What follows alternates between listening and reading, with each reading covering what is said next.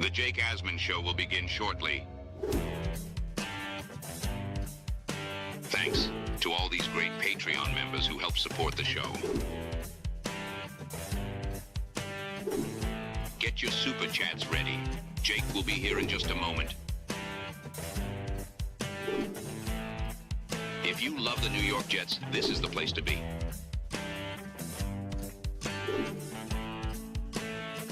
And now, the Jake Asman Show. Jets rookies report to training camp today. Veterans on Tuesday. Do you smell that? Football is in the air. We got a lot to discuss. It's the Jake Asman Show live on a Saturday. Let's hit it and get it started. We sitting in here, we excited as hell. Now it's time to get to work. Are you a happy guy? Oh my goodness, let's go! I haven't felt joy talking about the Jets in a long time. When they announced it, I went, yeah!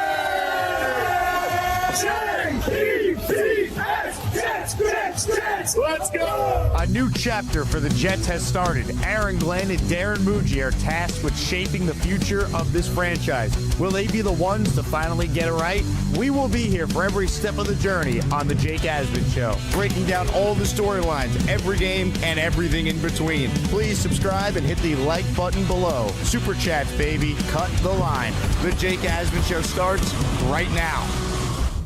Here we go, Jet fans. Welcome in, everybody. It is indeed the Jake Asman Show presented by PrizePicks. End of this stream, we will have the Asmaniac weekly raffle. So we're going to do something great for anyone tuned in here on a Saturday. If you enter for raffle 81 during the show, which features a signed Revis pylon, Pennington signed jersey, Revis signed helmet, Vinny Testaverde signed jersey, and a Jet Legend jersey, you're going to be entered in next week's Asmaniac raffle, which is our 82nd weekly raffle. The top prize, I can already tell you, it's a Darrell Revis signed football. So 2 for the price of 1 for those of you who are watching live.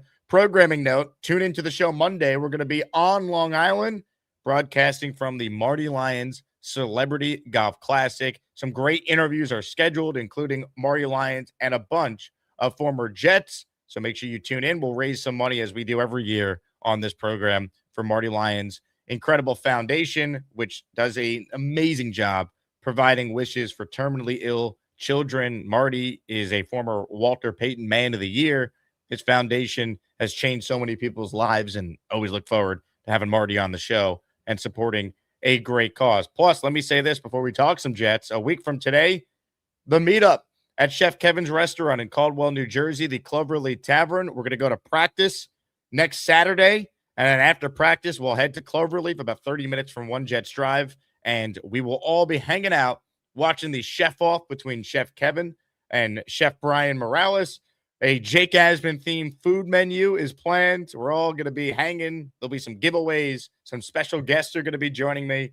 Can't wait to see so many of you 1 week from today at the Cloverleaf Tavern in Caldwell, New Jersey. If you want to join us, it's free. Just please RSVP by clicking on the link that is posted in the description for this video. So I will talk about the Jets rookies and some expectations that I personally have for them coming up in just a bit. But we are solo this episode, so I want to give people plenty of opportunities to call in and talk some Jets ahead of training camp here on a Saturday. But first, I want to play you some interesting comments here from ESPN Jets reporter Rich Cimini, who joined me on ESPN New York a few days ago. There's been so much talk about the dynamics between Glenn and Mougey and what happens big picture if Aaron Glenn doesn't figure things out with the Jets and then Darren Mougey is here. Is he safe? Does he get to pick the coach? So I asked Rich that question, and I found his answer here to be quite interesting. So I'll play it, and then we'll talk about it. I'm curious the Asmaniac's thoughts on how this could play out for the Jets going forward. So again, here's Rich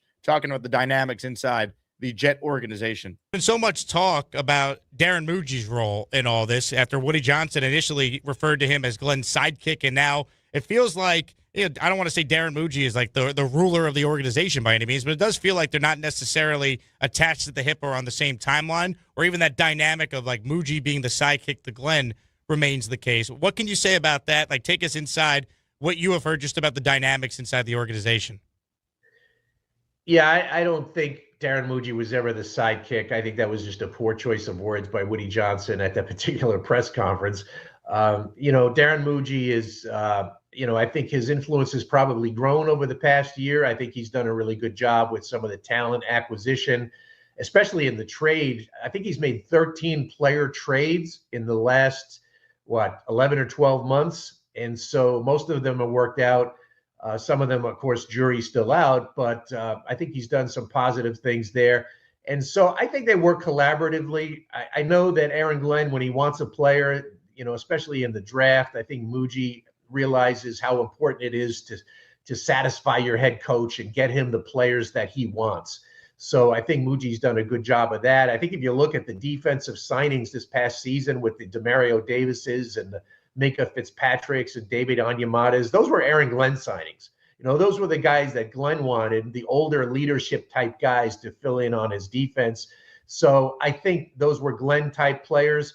I think the draft is a Mougey production. So, they work collaboratively. I don't think they're attached at the hip. I think it's very rare in the NFL for a GM and a coach to be attached at the hip. Everyone thought Dable and Shane were attached at the hip at the Giants, and look what happened there. So I do not believe they are. I'm not sure they ever were. And so, but I'm curious to see how it goes this year. I think Mougey is probably in it for the long haul, whereas Glenn definitely has to show some improvement this year. If that's the case, right, and again, I'm rooting for Aaron Glenn to prove me and anyone doubting him wrong because I'm a Jet fan at the end of the day. But say this team underperforms again, it's another awful season. Would Mougey get the autonomy to hire a head coach, or would this be like, Woody Johnson taking back over and Mougey would be pushed to the side? Or could Mougey really have a big voice in the next head coach like Joe Douglas, who was brought in by Adam Gase, who got fired? Douglas had a major voice in hiring Robert Saleh, for example. Yeah, I mean, he did hire Robert Saleh. So I think, look, that's way down the road, and a lot has to go wrong for them to get into that. It usually does, though, Rich. That's the problem. It usually does. You're correct in that assessment. And if it does, and if they have another miserable year, I would say that your scenario would probably come out. I think Mougey would be in charge would lead a coaching search to find the next coach of the Jets. So the way I look at it is, if you want to be positive about the upcoming Jet season, Aaron Glenn turns it around. Jets are competitive. These young players we're excited about who report today, like David Bailey and Omar Cooper, they look good. And then you go into next year thinking, all right, we got a young core in place. We have cap space. We have 3 first-round picks. Here we go. If you also want to be positive, Aaron Glenn doesn't figure it out. This team's not very good. And they go into next year as one of the most attractive jobs in the NFL. Because you can't sit here and tell me that the Jet job is not an attractive job.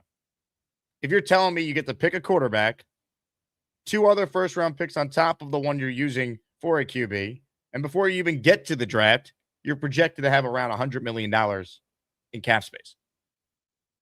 Sounds like an attractive job to me. I think Darren Mougey's here regardless how the year plays out. The scenario where Mougey's gone is if it's so bad and the rookie players don't look any good. Bailey doesn't look the part. Maybe Arvell Reese is killing it for the Giants. Omar Cooper Jr. and Kenyon Sadiq don't live up to any sort of hype that's surrounding them. None of the players on the team like Azarie Thomas. None of the players on the team like Armand Membu even or Mason Taylor from Mougey's first draft class look any good. And then you say, well, Glenn's not any good, but we thought there was talent on this team and they all stunk. Was it all coaching? I don't see that happening. So I think Darren Mougey's safe no matter what. And what gives me optimism about the Jets' big picture is that I think he's a good GM. I think he's got a real plan. I've spoken to enough people that either know Darren Mougey or just know how football works that I've heard enough good things to feel like he's a good football guy. He's a guy that you'd want to hire the next coach. I don't want Woody Johnson doing it. I don't want, with respect to the guy I work with on Sundays starting September 6th this year, I don't want Mike Tannenbaum doing it. I want Darren Mougey to get the chance to hire his coach. So I like hearing that Cimini agrees with the scenario I laid out. That if Glenn can't figure it out, all right, he'll be gone. No one could argue with that. He would have had 2 full years. They would have not gotten the job done. And then if you're the Jets, you're not competing with 10 other NFL teams to hire a head coach this offseason with Mike Tomlin available, with Sean McDermott available, with maybe KOC or Shane Steichen available, with maybe the top offensive guy in Davis Webb available, who Mougey, by the way, knows from their Denver days together. I know there's not high expectations for the Jets this year. There shouldn't be. They were awful last year, and they're starting, let's be honest, Geno Smith at quarterback. We could break it down and get into the nuances and say, well, maybe Geno's actually not a bad idea. He could be better than some of the other options that were available. The Jets can protect him, and you look at Geno's numbers when he's protected, they're pretty good. But to the average fan, if you're not a Jet fan, and you look at the Jets and they keep Aaron Glenn, who most people thought should have been fired, and then you add Geno Smith, there's a reason why there's not a lot of buzz around this team. Like, you got to talk yourself into it, which we're going to do on July 25th. I get it. But if it doesn't work out, okay, I think we have a general manager. And that's important because he's going to get the chance to hire the next coach if Glenn can't figure it out. And again, I hope Glenn can figure it out, but history is not on his side. All right. Only Aaron Glenn and Hugh Jackson ever fired more coaches after their first season and went into their second season still employed. You just don't get the chance to do that when it's as bad as it was in year one. And as much as we want to talk ourselves into Frank Reich, there's a reason why no NFL team was hiring Frank Reich to be an OC besides the Jets. There's a reason why since the Panthers head coaching stint ended, he almost did retire really, and Andrew Luck called him to be the interim. Like, again, we could talk ourselves into some things, but part of the thing we're also talking ourselves into is Aaron Glenn, being the guy that could take over the defense and he's going to fix it, right? Play calling is his superpower. Play calling is my superpower, really. I mean, the last year in Detroit was pretty good. The other three, not so much. Is he better than Wilkes? Yes, but the bar for the Jets is so low that people are like, well, they're going to be better than last year. They should. They should have been a 3-win team last year. So these are all things we're trying to talk ourselves into. And look, the great unknown with the Jets for 2026 is just how quickly these rookies play well. A big reason why the Jets were 6-3 and 7-4 in 2022 when no one thought they were going to be good that season. Outside of us Jet fans hoping that Zach Wilson would take this year 2 leap, right? That didn't happen. But you know what did happen? Sauce was incredible. Garrett Wilson was incredible. Breece Hall was incredible. AVT in his second year was awesome until he got hurt. Like, the younger players on the team carried the Jets to that 6-3, 7-4 start. And if Mike White had stayed healthy, they make the playoffs that year, despite all the issues with Zach Wilson in his second year. So the Jets could surprise this year if some of these rookie players and second-year players take a step forward. I think they've raised their floor with the additions of guys like Demario Davis and Minka Fitzpatrick. If Tavondre Sweat puts it all together now in his third season in the league. Like, the Jets have players, so they could be better than we think if they're coached properly. It's a coach league. It's a coaching league. If you told me the Jets had Sean Payton as their head coach, what would we be predicting for the Jets this year? We'd say, well, he'll get the best out of Geno, the same way he got the best out of Bo Nix, same way he got the best out of Jameis Winston when he was 4-2 with him in New Orleans several years ago. Right? Like, it's a coaching league. And I'm sorry, Aaron Glenn was the worst head coach in football last year, bar none. And he kept his job. So now it's tough to just fully buy in until we see it. That said, if he's dramatically better, there's players here. So as we sit back and kind of look at the overall state of this team, I do see light at the end of the tunnel. It just might be painful for another season until we get there. But what I hope happens is we at least get a season. Can we win week 1? Could we surprise a team or two within the first 5 weeks of the year? Can we beat Green Bay at home? Can we sneak a win out in Chicago or in Detroit? Like, Aaron Glenn, you know those teams, right? You know those coaches. Show us something. Robert Saleh beat the Eagles with Zach Wilson with no healthy corners. No Sauce in that one, remember? Craig James was making plays. No DJ Reed. They scored, like 18 points and beat the Eagles? Like, that was a quality win. The year before, they went into Green Bay, and they beat Aaron Rodgers and the Packers. They went into Denver and won that year. They beat the Bills at home. Like, can we see something, man? We're not asking for much. But that's coaching. And I don't even think Salah's a great coach, but that's an example of coaching. But if you can win week 1 and you steal a win within your first, 3 games after that, all right, you're coming home to play the Browns. Maybe you could be 3-2. We're not asking for much here, folks. Like, usually teams don't just start 0-7. That's a rarity. No Jet head coach had ever started 0-7 in his first year. Not even Gase. Not even Kotite. So we're not asking for much. But the bottom line is there's enough players on this team. I think we all agree that they shouldn't be the worst team in the NFL. If they are, that's a direct reflection on the head coach. That's a direct reflection on the coaching staff he put together, or his inability to get the most out of the defense. Like, I don't think Geno Smith is awful. I don't think he's great, but I don't think he's Justin Fields bad. So there needs to be significant improvement. And by improvement to save this coach's job, it can't just be, well, the Jets go out there and they go from 3 wins to finishing with 6. And one of those wins is against the Bills in week 18, not playing any of their players. Really? Oh, but Jake, they doubled their win total. Like, have a higher standard, Jet fans. It's the NFL. There's teams that make the playoffs every year that didn't the prior year. There's a team that goes from worst to first every year, sometimes more than one team.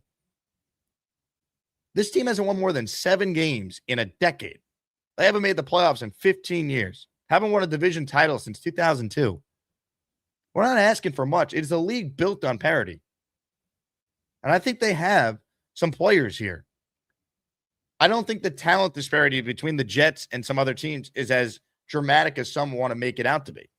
I think what needs to happen is these guys need to be coached properly. We need to see the rookies play well. That's how Aaron Glenn, in part, could save his job. If David Bailey looks really good, he'll get credit for that. He hired Carl Dunbar, the D-line coach. That was a good move. Can Sadiq have a real role for this team? Or are we going to be questioning, like, why'd they draft him if they're not putting him out there enough? Like, I don't want that frustration throughout the year. Like, where's Sadiq? How is he not on the field? They're playing Ruckert over Sadiq. Like, you can already see it now if it goes poorly. This is coaching stuff. Like, Frank Reich was the one behind the Sadiq pick, we all know. Do you have a real plan for him? That falls on Aaron Glenn as the head coach. He hired Frank Reich. And the one thing I'll say for Saleh is, at least defensively, again, he wasn't a great head coach, but you can't dispute Robert Saleh as a defensive coach. Bryce Huff, where'd he come from? UDFA? Quincy Williams, where'd he come from? Waiver wire pickup? JFM, where'd he come from? Waiver wire pickup? Go look at some of the players that really got better under Saleh's defensive staff. Look at the guys who came from nowhere that were really good players. Sauce Gardner played at his best with Robert Saleh coaching him. They had a really good secondary coach in Tony Oden. Like, you go down the line, like, they had players that played at their best under the previous coaching staff. And that's what frustrated me so much when we all wanted to believe in Glenn a year ago. And he's telling us, how good his staff is at the combine. And Mike Tannenbaum's doing the PR tour for Glenn, telling us that a big strength of Glenn, he's going to hire a great staff. And it was the worst coaching staff any of us have ever seen. And then you get to the podium last summer, and you're asked about Will McDonald adding a move to his pass rush arsenal, and you're being a jackass to the media saying this. Coaching. It's coaching. What do you mean? Because he can do it. It's just coaching. That's all it is. Just coaching, man. Yeah.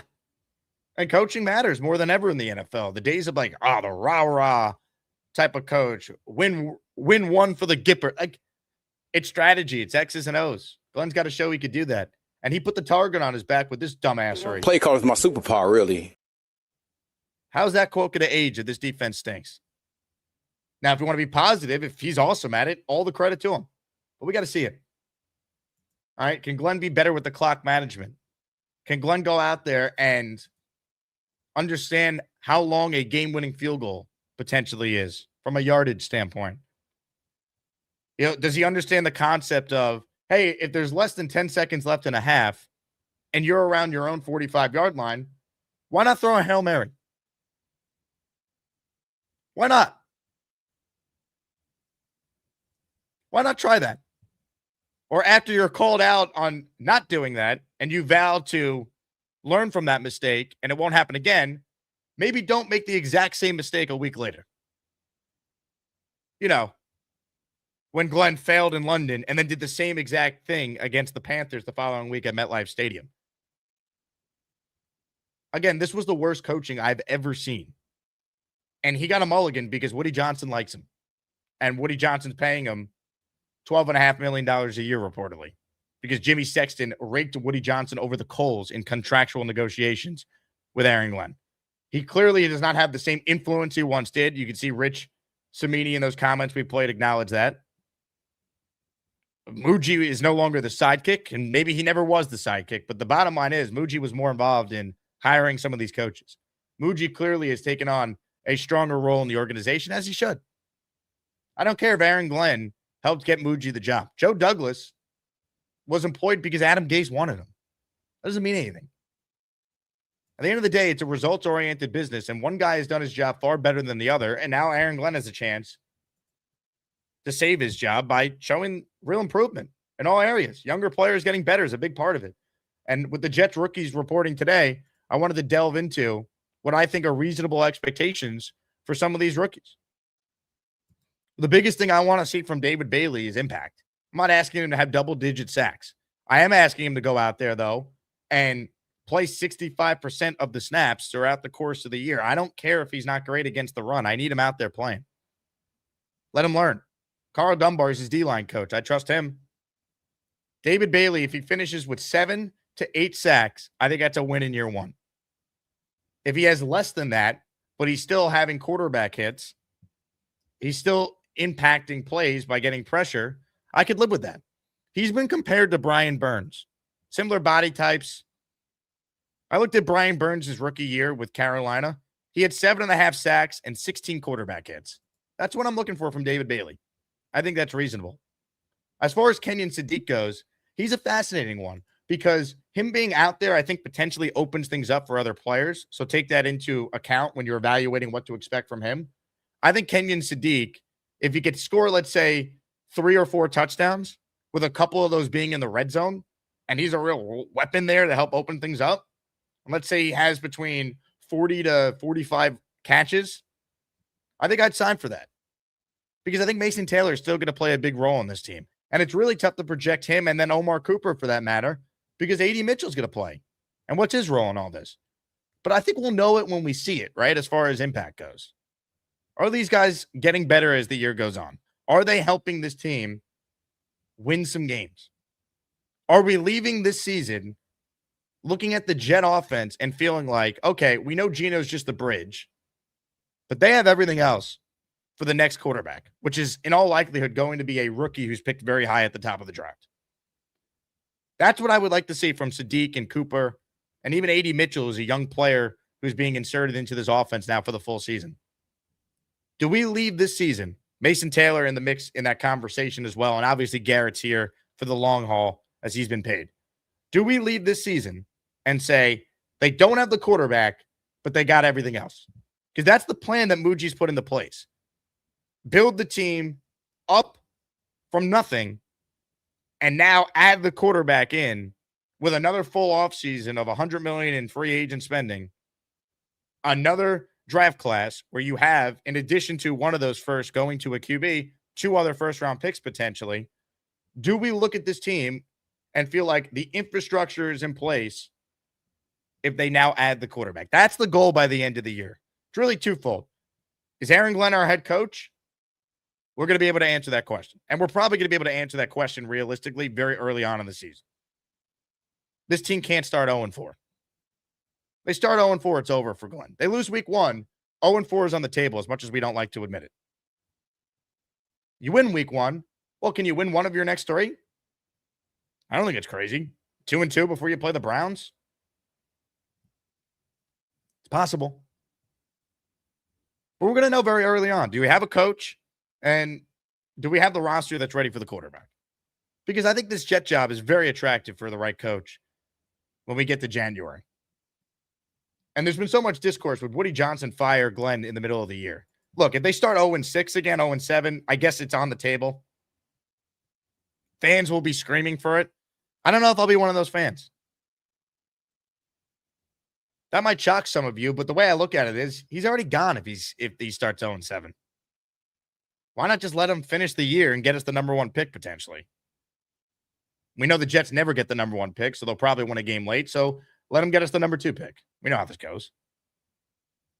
As bad as the Jets are, they never get the number 1 pick. They couldn't even get it this past year when they were objectively way worse than the Raiders in every metric, besides the one that mattered. Strength of schedule, percentage points. Ugh. Joke. But I don't think Woody should fire Saleh, or let me rephrase. I don't think Woody should fire Glenn midseason like he did Saleh, because he got a lot of blowback. Glenn is a former player. He's got good relationships with some coaches around the league, like, Sean Payton and Dan Campbell. They'll come out and speak out, say, oh, well, it wasn't Glenn, it was the Jets. Look, he fired Aaron Glenn in the middle of year 2. You just look what happened with Saleh. And while we all know that wouldn't be the case, if they start 0-5, he should go. Sometimes perception is reality. And if you're the Jets, I don't know if you need that blowback. So just get through the year and then fire. No one could argue firing Glenn after 2 years. If he wins 3 games his first year, and they win 4 in his second. That's 7 wins through 2 years. You don't keep your job when that happens. But hopefully we don't need to have that conversation, because in late July, I am hoping this team goes out there and they win some games. That should be the goal for all of us, seeing this team win. But if they can't win, I don't think it's the worst year in the world to have a miserable season. Maybe the Colts are also miserable. Maybe the Cowboys stink, or the Packers. Something happens with their quarterbacks. Who knows? And then we go from there. But it starts with week 1. Give us something early in the year to latch onto. Give us a week 1 win, for crying out loud. You know the Jets have not won a week 1 game on a Sunday since 2015? Think about it. They're 2 wins in openers since 2015. Darnold's debut on Monday night in Detroit. Aaron Rodgers' debut at MetLife against the Bills on September 11th, which was a Monday night.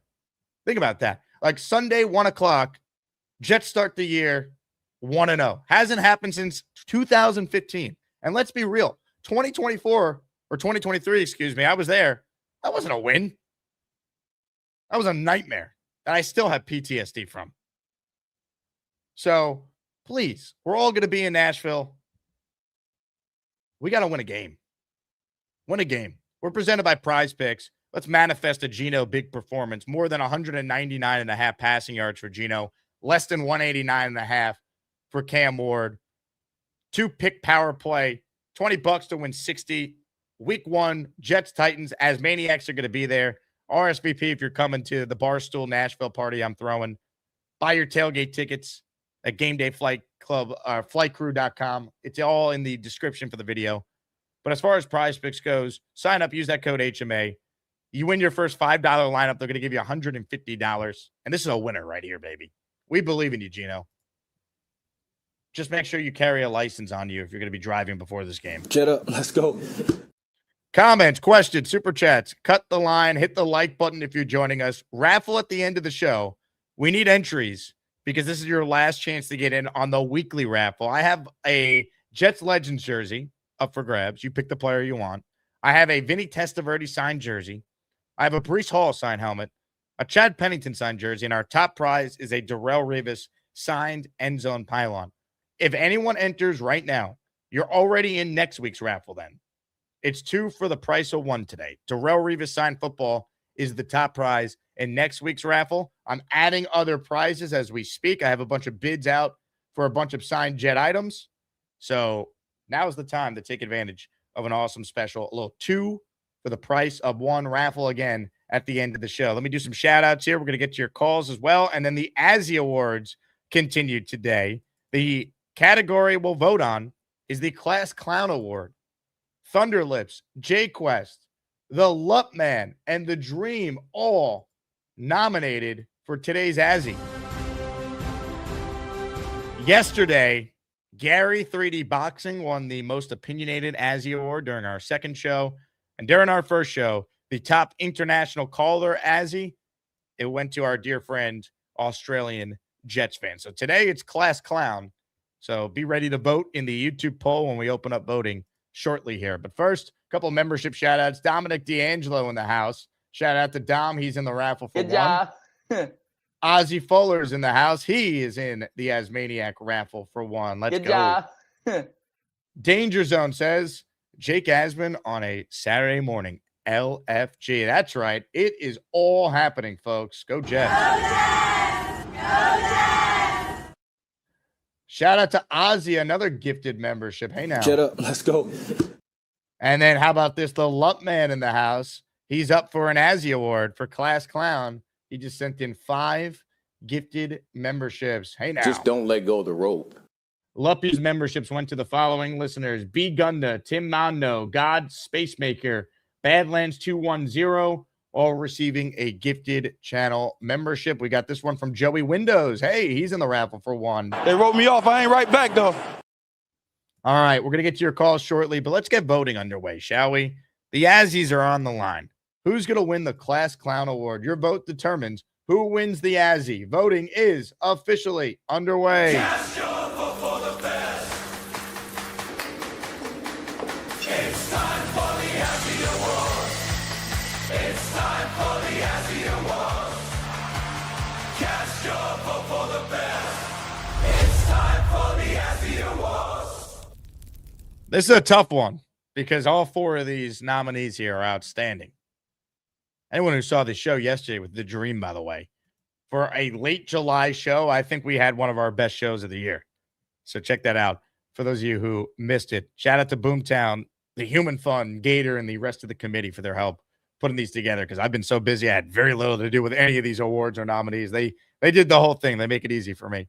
Party with Peg and Artie. Artie had a great call yesterday. He's in the Asmaniac raffle now for one. Coaching. It's coaching.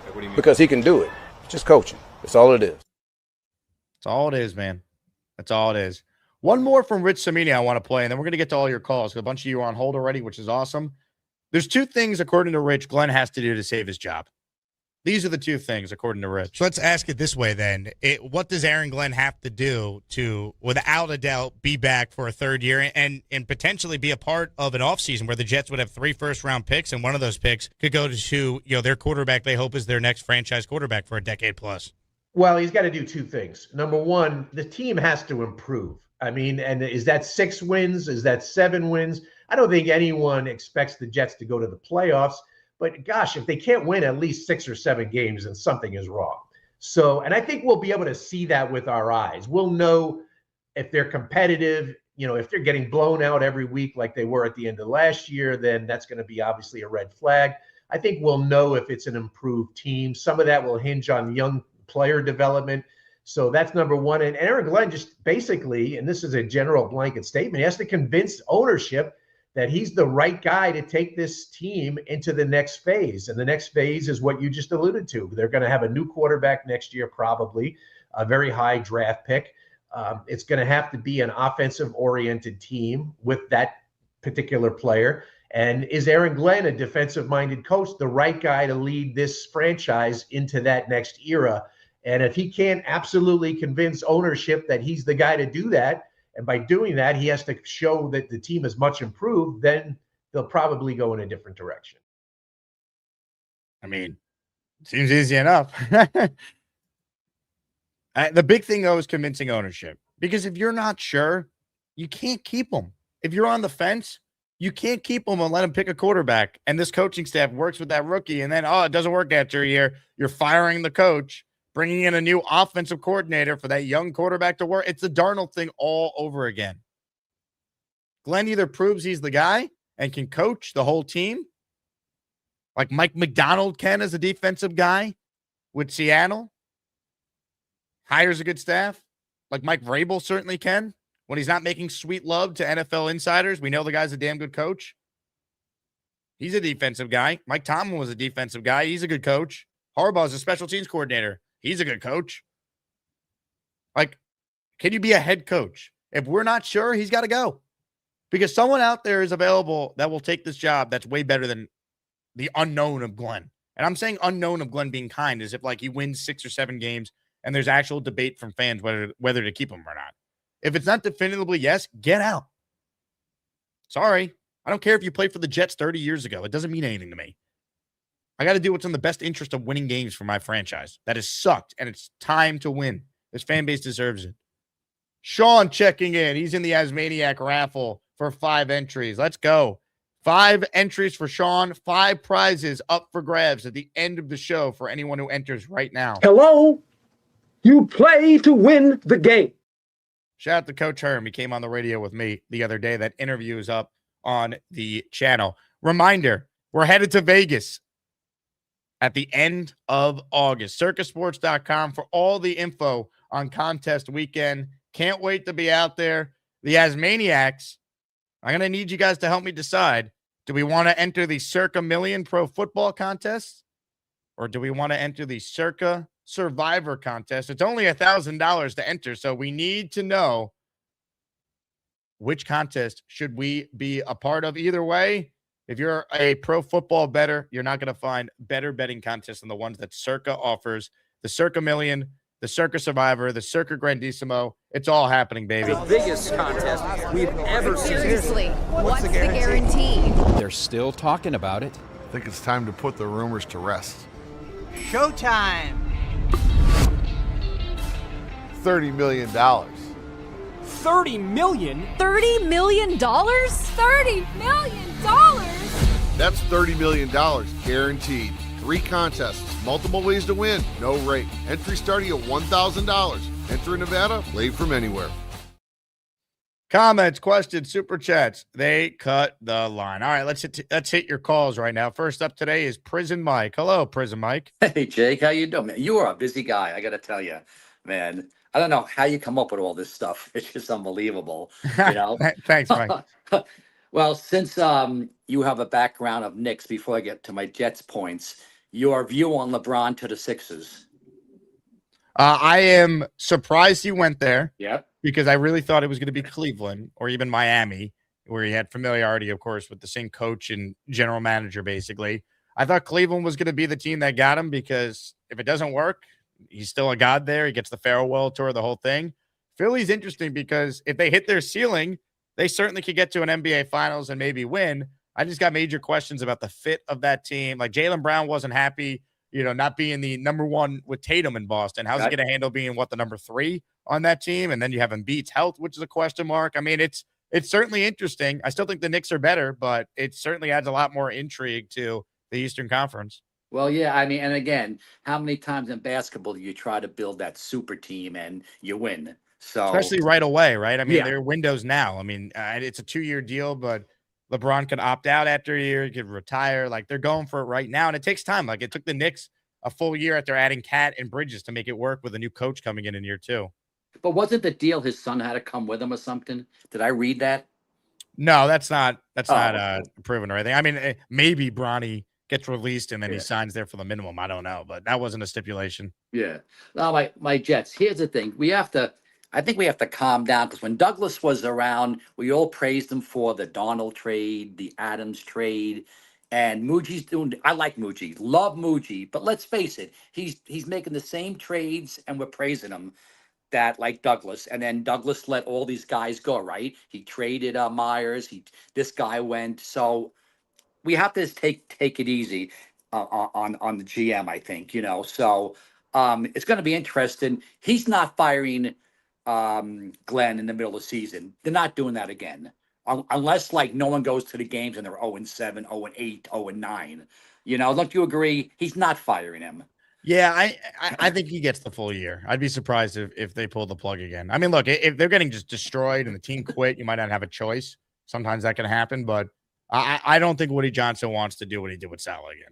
No, and then when you say, Rich Cimini said, well, there has to be improvement. From last year, we were so bad. Just improvement should be easy with this roster. Like you need better than improving. You need, significant improvement. Okay. I think they need to be in the hunt. I think we got to get to Thanksgiving and the Jets season is still relevant where like maybe they're not going to make the playoffs, but they're at least featured in the graphic for being relevant. I agree.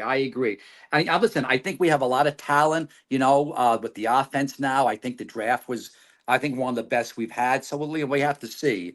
One last thing. Funny, I was in Point Pleasant last Saturday, and it started to come down like cats and dogs. And my friend and I looked at each other and said, we're not driving to AC. It's probably terrible down there. And I felt bad. We're ready to come down to there, but the weather wasn't permitting. but I am going to be next week at Chef Kev's. I'm going to come there. What time you guys think you'll be getting to the restaurant? Between 11 and 11:30 is my best guess. Okay, because I got my weekend furlough and I don't have to wear my prison guard. So so I'll be there about 11:30, 12 o'clock. You know, going to look forward to seeing you again. I think I saw you at the Hackensack Brewery last year. But should be fun. So, hey, great job as always, Jake. And I'll probably be calling in more this week, but I'll definitely see you on Saturday. Can't wait, Mike. Looking forward to that. We have over 50 people that are going to be there. So pretty good for a Saturday in the summer. We got people to come out to a great restaurant. We were there last year and the event was awesome. So I'm looking forward to it. Let's keep it rolling with your calls. I've been wondering where this guy has been because a lot of people have been asking about him. The Jets season is upon us. Training camp, of course, getting underway today for the rookies, veterans on Tuesday. And it's about time we hear from a man who can make sense of everything going on with the New York Jets. Hi, how are you? Bruce Hall. That's good. Hey, Lane. Oh, hi, Jake. I'm back. Where you been? You know, my mom has spent half of her summer in the hospital. Oh, no. How is she doing? She's been having back surgery. And, I mean, she got stitches in her back. So, always that comes first. Well, tell her I say I hope she feels better, okay? Yeah, Weed and his cell. Weed has his own cell, finally. I'm happy to say. Yeah, he doesn't call this show anymore. It's very sad. Yeah, I know. He's too big time for us. So I have some questions. How do you feel about the Knicks? You think that the Knicks should have gotten LeBron? Or do I think the Knicks are going to get LeBron? Yeah. Probably not. I know that, basketball summer camp has started. So they play, I think they'll play, was it Las Vegas they play? One game I'm hearing. So Summer League is over. Yeah. So the other hand, I think the Jets start mini camp 1 week now. You mean training camp? Yeah, training camp. And they have the practice games. And honestly, so with all the draft that the Giants got, I'm sorry, I said Jets. Do you see the Giants playing good this year in week 1? The Giants or the Jets? The Giants. Do you see them playing good? Well, they're playing the Cowboys week 1, so that's not an easy game. Yeah. Do you think the Jets are going to be good this year, Lane? Yeah. Yeah. And I wonder if Carl for week 1 of the Jets in Tennessee. What would be your message if you were Aaron Glenn to the rest of the Jets players before that game? All right. Okay. Listen, we have to do better of playing this year. And I heard that you had the former Jets coach on Herman Edwards. Weeb Eubank? Yeah, I heard you had him on also. Mm-hmm. So you were just talking to him about how the season's going to be? Yeah, just talking about the expectations for the squad. Yeah, and the weather's so nice out today.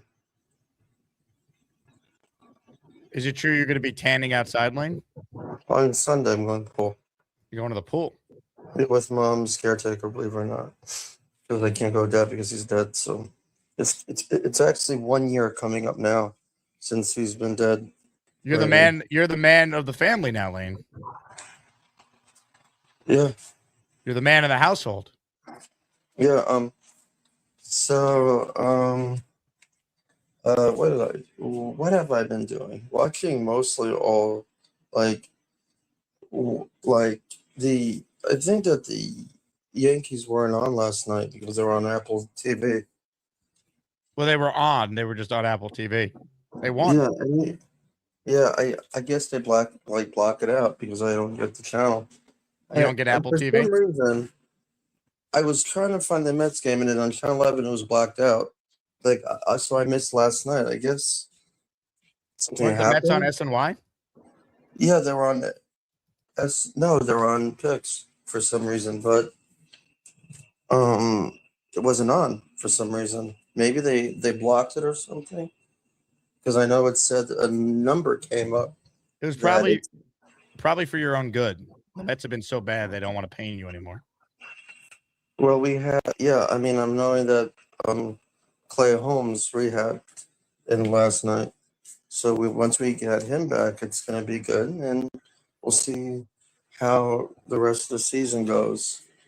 What are your into trade expectations deadline. for Knoble this year, Lane? Oh, Knoble, for him to do well. I think that, it's his first time playing, and hopefully he won't get injured like he missed all of last year for the Jets. Well, Lane, I hope he has a big year, and I look forward to you calling in. And I saw the new Jets helmets. You like it? Yeah, I looked it up. I don't know. I mean, I know that they're trying to make it look like the small Jets name with the football in the middle, because that's the way the helmet was, and also 1960 with the plane with the Jets emblem. What do you think of Bruce Hall this season, Lane? I hope he does good. I think that that he does better with the way the roster is, because you have like Aaron Glenn and you don't fire him, and you see maybe he has his first year of doing like well, because that's all. All right, I have to go right now. Thank you for taking my call. Lane, you have yourself a tremendous day, all right? Okay, thank you. Bye-bye. Hi. Sorry, everybody. See you next call when we talk about sports again. Ladies and gentlemen, you can't teach greatness. The Lane Train on the line. Shout out to Orion, who says, I'm a new Asmaniac. Couldn't imagine winning an Azzy one day. Even getting nominated for an Azzy would be all time. We got to start calling in, Orion. Welcome to the show. He wrote, and I just started listening about a month ago, and when I went to my primary care doc, I was diagnosed with being an Asmaniac. I didn't know you can turn into an Asmaniac that quick. Oh, if you just started watching a month ago, wait till we get to the season. You don't know what's coming then. Anything can happen on the show when we get to the season. We got guys who call in the nude all year. Well, there's a feller they call Charleston Jets Rube, 'cause he calls the show nude, never wears a shirt. And some folks, they don't think he's got pants on either.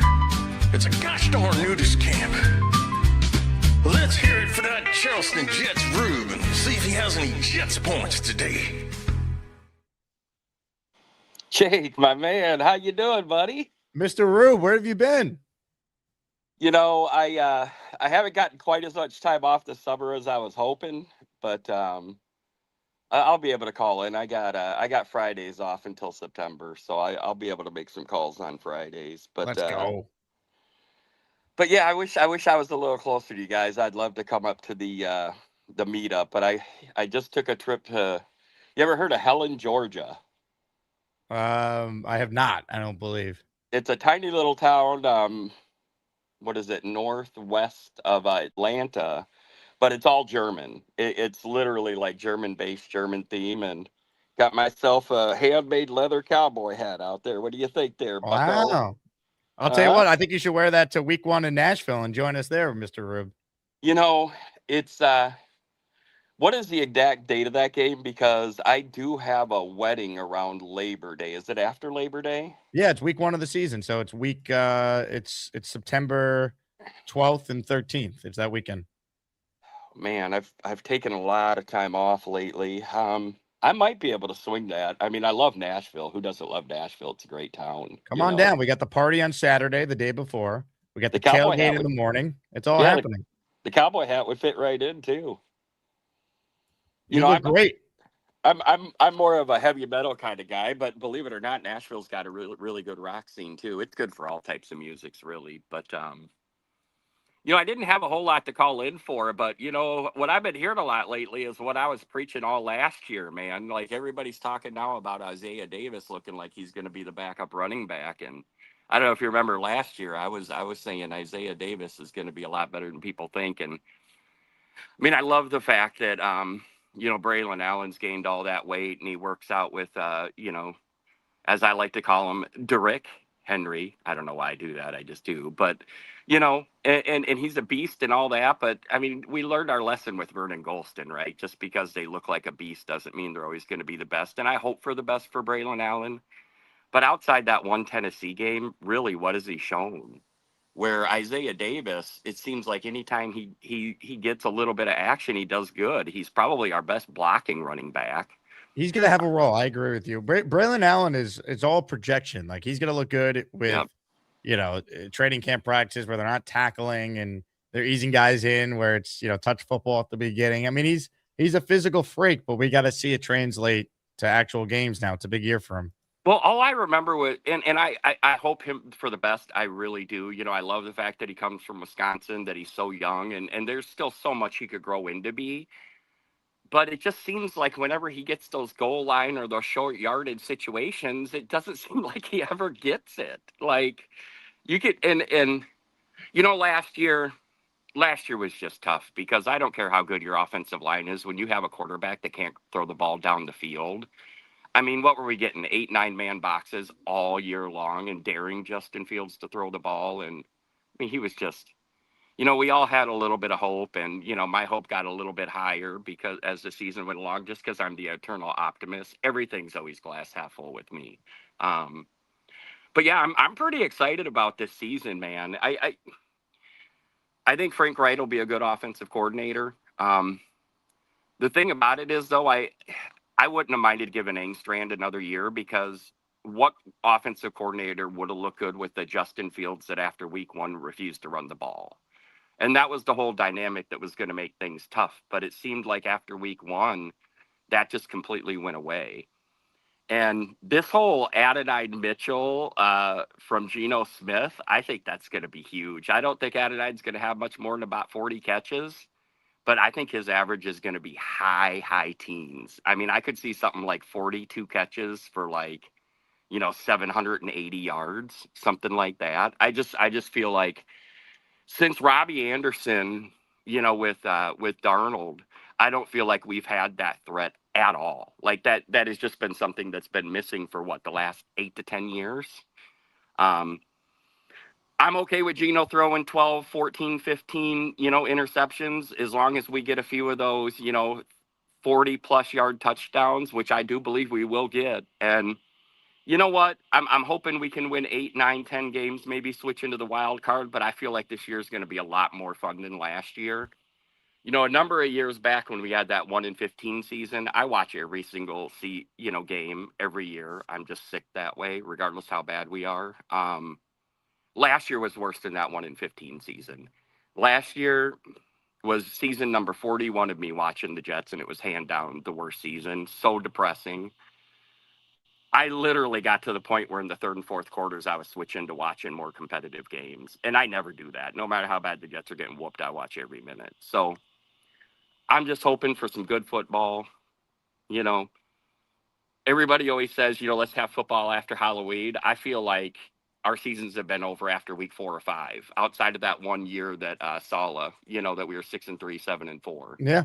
It feels like our season's over after a month and a half. It's brutal. I mean, 2022, they were relevant. 23, they were 4-3 without Rodgers, but they were without Rodgers. We knew at some point, Zach Wilson was Zach Wilson, and they had the losing streak of 5 losses in a row, and they were cooked at that point. I mean, be relevant. Again, it starts with week 1. They got to win. They got to win week 1. I think week 1 is as big of a must win as you can have in an opening game. I couldn't agree with you more. These people that get on your case for saying week 1 is not a must win, I couldn't agree with you more. Not just from the simple aspect of starting things off on the right foot, but come on, man. All the shit that Glenn was talking about last year about, all the things that were wrong with the team was just coaching. And I hope Glenn does do good. And I'm not quite as down on him as you are. But quite honestly, with all the smack that he talked last year, I don't see how you can't look at this game as not a must win. And I'm right there with everybody else. I feel like with the players that the Packers are going to be missing, their running back, the good D end. I feel like that's a game as a home opener that we can win. And let's face it, man, those new helmets are clean as hell, boy. Oh man, is that nice? They're nice. It's gonna suck if they're down 20-3 in the fourth quarter wearing them though. So can we win? It's true. It's true. And I mean, if we can win even just one of those 3 games, because I feel like we're going to win that Tennessee game for sure. I just have a hard time believing that we're going to lose that game. Oh, I could see them losing it, but I hope you're right. Now, let me ask you this, Rube. Luppy wants to know what it feels like getting sunburn on your junk. You know what? After it's been burned so many times, it don't burn no more. It's like Insta-tan, The thing is, it's I suppose this is still a family show. I was going to say something. I should probably bring it down a level. But no, it's I deal with it. The nudist colony is a good place to be. And, the one thing about Charleston summers, man, it's not just hot, but it's humid as hell. You hang in there, Rube, all right? I better see you week 1. We need to make it happen. Jake, I love you, man. Your show is awesome. I haven't been calling in as much every day because a lot of times I am working while your show's on, but I watch every single show. I love this whole community. I love the Jets, and as always, Jets, Jets, Jets, Jets. Let's go. Jets, Jets, Jets, Jets. Hell yeah! Great call by the Rube. Kelly in the raffle for 1. For those tuning in late, raffles at the end of the show. You can enter for 5 prizes and next week's top prize. It's the first of several prizes we're going to add, but it's a Revis signed football that I purchased. Yeah. Shout out to Kelly. Kelly also recently joined the Patreon. Get on the Patreon before training camp opens. You'll get access to the Discord, and we have about 35 tickets left for the training camp, or not training camp, for the home game takeover at MetLife as Maniacs, all in section 146 for Jets Dolphins.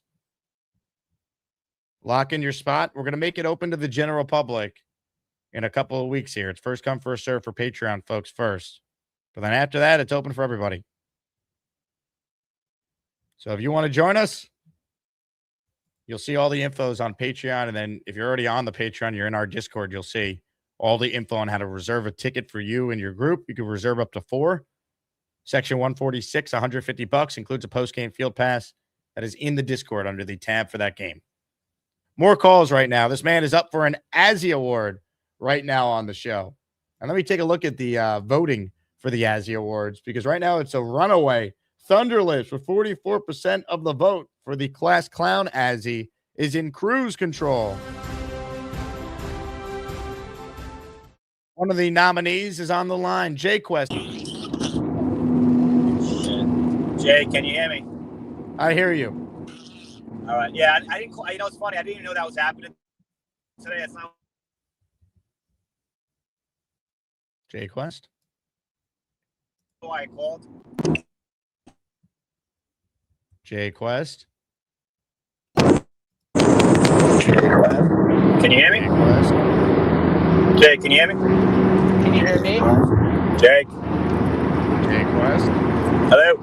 Good job. I don't think you could hear me, Jay Quest. The old cell phone call got the best of you there. More calls right now, ladies and gentlemen. There's a man on the line who's richer than anyone that watches this show. That's because he won $10 million in Atlantic City 2 weeks ago. Chuck Wagon's always cooking, which it takes. Chuck Wagon's even cooking at the game. Chuck Wagon hates McDonald's, but he's headed home to cook. It's time once again for Chuck Wagon.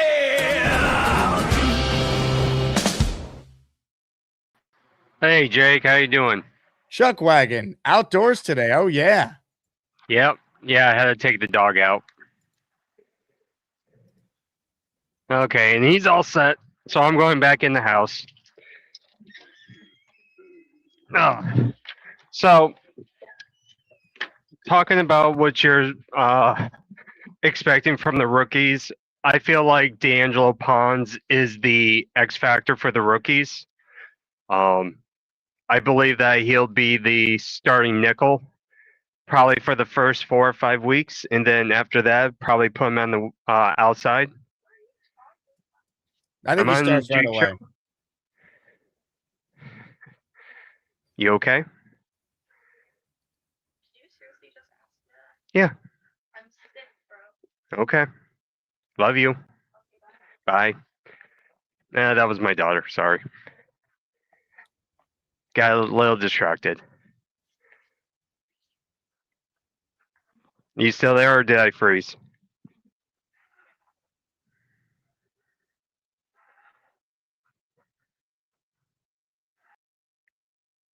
No, I'm still there. I was just messing with you.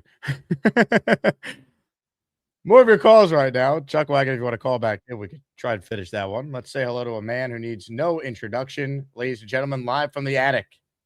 Right now, we're getting some gabagool. If you really want some gabagool, you got to come get the gabagool. Catch you later. Beast. Beast Breaker. Here we go with the bullshit echo. Beast. Today, I consider myself the luckiest man on the face of the earth. That's enough Beast for today. Let's go back to your calls right now. We're standing by is not one but two versions of Jay Quest where we won't be able to hear or see him. Hello, Jay Quest. Outstanding. These calls have been tremendous. I'm Ricky, New York, and I love to smoke. Florida State, I really love Florida State. Jordan Travis, you know it's from Florida State. At any rate, I call into smoking debate. Florida State, I really love Florida State. At any rate, thanks for taking my call, Jake.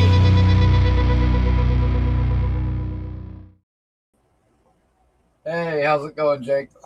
Ricky, how are you? I'm doing well. I'm doing okay today. Not bad. Good. Rookies report today, so I'm pumped up. I'm ready. That means football's back finally. It's getting here. Can't wait to see some of the reports from the first practice and see what this thing looks like. See where guys line up, see how they're going to use some of these guys and get to enjoy, some of the battles in camp. Which battle are you the most intrigued with? Brownlee Pons, definitely. Like not even close. That's definitely the one I'm looking most forward to. And probably going to be one of the most competitive ones. But honestly, I'm looking forward to, all the battles in the corner room, and also to see, who's going to be that other starting safety opposite Minka. So secondary in general, but absolutely the Pons one's the one I'm looking most forward to. He's starting week 1. I'd be shocked if he didn't. I think so too, and I'm encouraged by everybody that they talk to about him. The first thing they say is how intelligent he is, how smart he is, football IQ. So, anyways, dude, I just wanted to say for all the people that are listening out there, if you're considering going to the meetup that Jake is doing, do it. It is 1,000,000% worth it to be able to sit down with the other people, from this community, the other Asmaniacs, and be able to have conversations with them and meet them in person. It's awesome. The meetup you did down here was absolutely fantastic. And that's all the way across the country, but the turnout for it was amazing. I can only imagine what it's like when you do one locally, where even more of the fan base can show up for it. So if you guys get a chance to do it, definitely do it. This is great because the Jets don't play an actual game, so much like the Atlantic City one, they can't ruin the rest of our day. Yes, they can't mess it up for us at all. And dude, that was so bad in Tampa last year because we had such a good time the night before, and then the next day the game happened, and I don't have to tell you. I mean, it was 1,000,000 degrees. We got literally cooked out there trying to watch it, and then for it to end the way that it did, I felt bad for everybody that traveled it and made the trip to, end up having to watch a game that turned out like that. But hey, you know what? This year I think it's going to be different. And listen, I know that everybody's looking at the schedule and picking what they think is going to be the wins and the losses, but those couple of years that we were stuck with Zach Wilson as a starter, like in either of those seasons, who would have looked ahead at the schedule and went, oh yeah, Houston Texans, we're going to smash them? Nobody. Like the Jets tend to win a game here and there that you would think they have no business winning. They didn't last year, though, so that's why they have to do that this year to give themselves a chance to have a season. Yeah, I agree. And I think, we do have to win some of those games, but I think we will. I think that Packers game is, looking more and more winnable the more that I really think about it. And I just want to get off to a good start. It may not be playoffs, but we got to see progress and we got to see some wins. And I'm ready for some wins. I'm ready to celebrate some wins with you guys. A lot of people like it, when there's the big Jake Asman meltdown. I don't like the meltdown. I like when we're doing shots of Henny and we're in here celebrating because we just won. And so those have been rare lately. Yeah, well, so that's exactly why we need more of them. So, all right, man. Have a great day, Jake. Have a great weekend, everybody. Ladies and gentlemen, Ricky NY. Check it in. Ricky, New York is my name. Florida State is my game. My internet sucks, call him Jake. When it's time to smoke and debate. The New York Jets are gonna win. My team since I was a kid. My New York Jets are gonna win. I'm Ricky, New York. Don't forget that. Florida State bitches. New York Jets. We got this shit. It's time to win, baby. Win. Can't wait. Shout out to Ricky. Good call. Hey, update on the GoFundMe that we started for our listener, Stack, who's stationed overseas, whose base was hit with strikes last weekend and he lost all his personal belongings.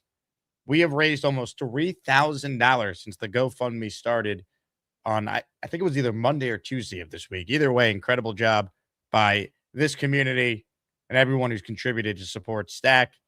I want to give a special shout out to Chef Kev, who won a Jets jersey on a raffle earlier this week, a daily raffle, and he donated his jersey to Stack. So I already ordered a Curtis Martin jersey for Stack. So if anyone has the means to do so and you want to contribute, the link is in the description, and I'm going to put it again in the live chat for those of you who want to support the GoFundMe efforts to help one of our own get back on his feet. Thanks to Nick Shine for making the GoFundMe and all the Asmaniacs and Shiners who have donated to the cause. Stack's actually in the chat. He goes, thanks, everyone. There you go. Shout out to you, Stack. Hang in there. Stay safe. Back to the Chuck Wagon we go, ladies and gentlemen. The man who knows what it's like to gamble with Leslie Chow. Hello, Chuck. Hey, Jake, can you hear me all right now? Oh, I hear you. Sorry about that. It must have been the connection coming back from outside to inside. So I don't know how much you heard. I think, like what Ricky said, my biggest X factor for a rookie is Pons. I think he's going to start in the nickel, but I think he is actually going to overtake Stevens. And I think probably by week 5, week 6, he's going to move to outside. I just want the best players out there. I think he Brown might just start in the slot just all year. Because if Azaria Thomas is good, him and Stevens will be on the outside, I think. I think so too, but I just think that Pons is a beast, and I think he's going to surprise a lot of people, especially a lot of the other teams that passed on him because of his height.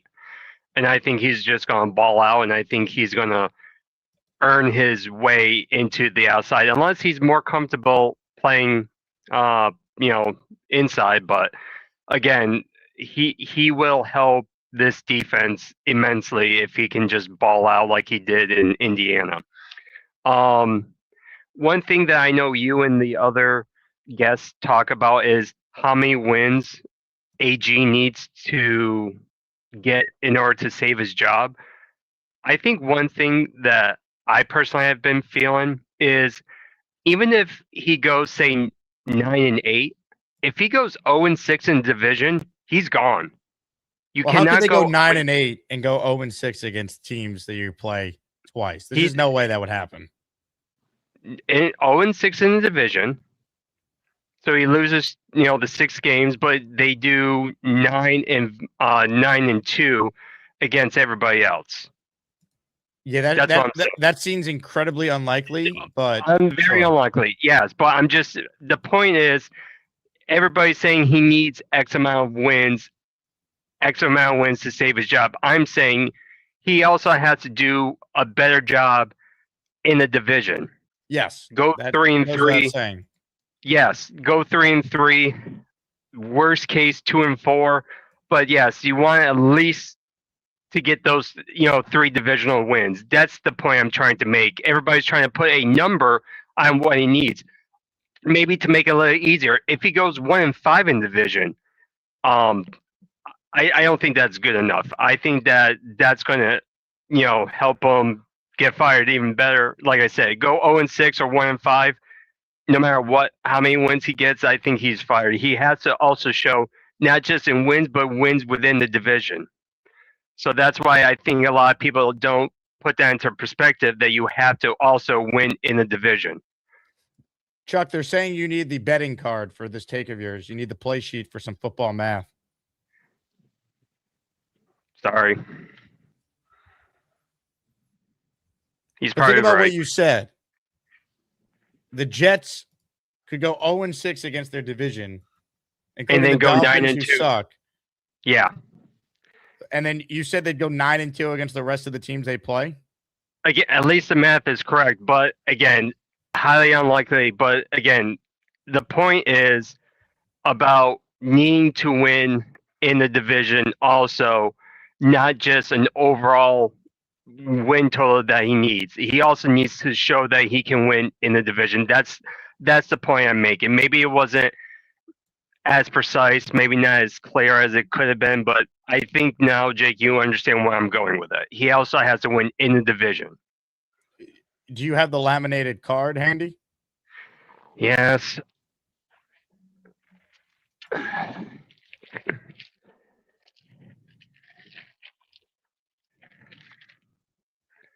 What does it say about Aaron Glenn's status? Let's see. 8 wins, 9 wins, most likely. However, you want to stay if he only has 2 wins in the division. You can always surrender. If you get that, if there's that ace in the hole, you can surrender. So. And what's on the agenda today, Chuck Wagon? My oldest starter was actually in Vernon, New Jersey. I didn't go, but she had a dance competition for nationals. My wife and her went to Crystal Springs Resorts in Vernon. I'd never been there, but they had a good time. They were there for the whole week for dance competition. They just got back, but probably being around 400 kids, she feels a little crappy. So my wife took her to urgent care to just make sure it's nothing serious and probably something viral. After that, we wanted to go to Mama and Papa Wagons to go and just lay by the pool and just chill out. you chilling out by the pool is a sight to be seen, I'm hearing. Well, I'll just wear a regular bathing suit. I won't wear my Speedo. You looked good in the Speedo last week, Chuck, or 2 weeks ago. Well, no one saw it because it was underneath my bathing suit. I mean, but there's always next year. Yeah, I know that. Fire. Yeah, it was a nice shirt. I bought everything, like pretty much everything I was wearing, I bought brand new for the meetup. That outfit, the black shirt and black pants, that I also wore, that was brand new. I just wanted to look sharp. How did it feel to be a celebrity at the meetup? I don't think I was a celebrity, but thank you. It does help my ego a little bit. Makes me feel good, but no, there's definitely higher tier celebrities. If I'm a celebrity, I'm a D tier celebrity. I'm trying to find you in this video, Chuck. Where are you here? I wasn't probably. Are you sleeping? No, I don't think I was sleeping. Maybe. I don't see you. Yeah, it's like I said, I took about a 15-20 minute nap. So anything's possible. And you felt recharged after the nap? I felt better. Yeah, I felt a lot better. But that was a great time, and my God, I can't wait for next year. I know it's, 11 and a half months away, but my God, I can't wait for next year. Let's see if we can find the Chuck wagon here in the sea of Jet fans. Yeah, I think I was standing next to you, actually. You're in the back somewhere. Yeah, I'm behind. Yeah, I just saw my shirt. There he is. Look at that shirt. Look at that attire. So good. Look at that. Look at you. Right there. I see you were right next to me. Yep.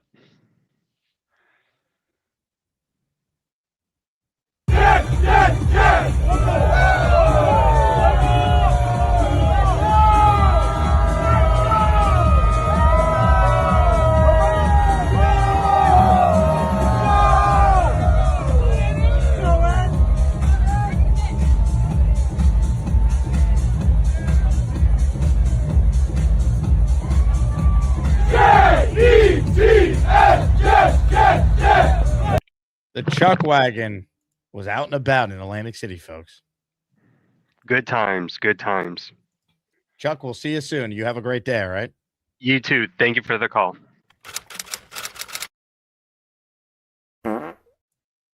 Beast, you up? You sleeping? You still have an echo problem?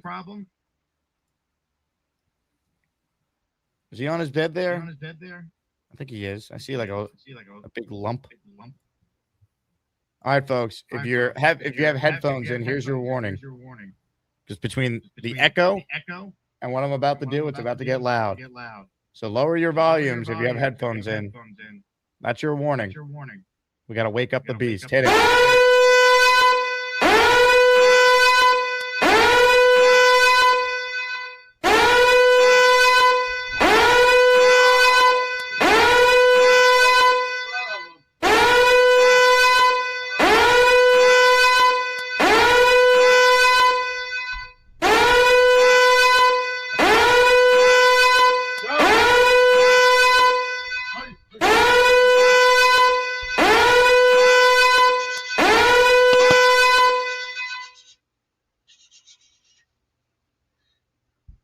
Whoa.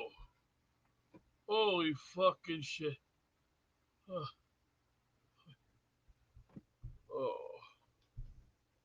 I'm tired. Give me a minute to retrieve. Boy, that was a good nappy nap. Fix your echo. There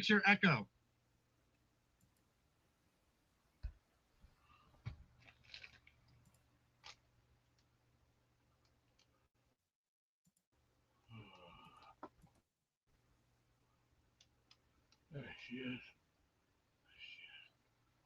Oh. Put your light on.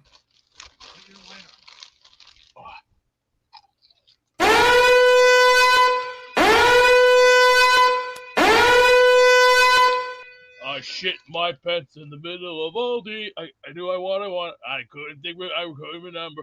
I couldn't remember Gababali and a pack of pasta. I knew I got kicked in the ass and I got banned from Aldi. Yeah, you know, B, sometimes I don't know what the hell you're talking about. Beast, you better wake up. I got the weekly raffle coming up.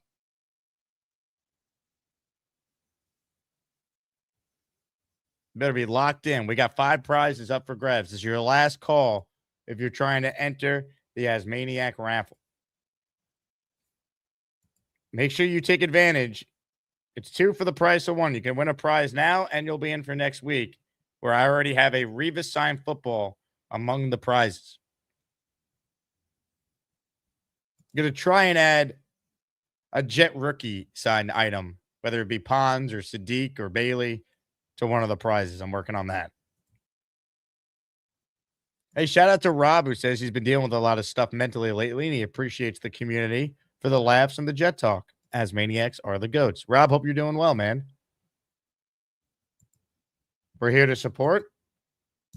We appreciate that. No one is on the line right now, so I'm counting all the raffle names for the week as we speak. I'm going to add 5 more because one of the all-time greats, Kelly Maria in the house, just gifted 5. Let's go. J-E-T-S. Yes. All right, let's go. Violent Warlick, Charles Leon 87, Jat 1076, Cap Kovic, and Slaps, all receiving a gifted membership. The Jet fans getting a little crazy. Thank you, Kelly. Last chance to get in on the show and enter the raffle as Beast hopefully wakes up so we can send this to the Wheel of Champions. Right now, though, we got a guy on the line who's one of the all-time greats. He thinks that Gary needs more shots upside his head. This cowboy hates when you don't believe in achievement. Well, they call him one-punch Sprigger. The moon landing was free. They call him one-punch Sprigger. His claim is not too dirty. One-punch Sprigger. Hated jokes just like his ass. One-punch Sprigger. Does it know they need done?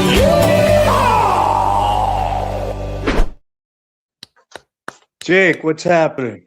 Dave. How you doing? I'm good, Dave. Are you ready for training camp next week? I guess. You know? Hey, Jake, I lost all objectivity after 61 years as a fan. You know? You've seen I'm just trying to, I'm just taking it day by day. That's all. You know? What can you say? I had nothing to say at this point. I wrote him before. I had nothing to say, but I figured I'd just call in to say I'm sorry I'm missing these meetups. I've just been so busy, you know?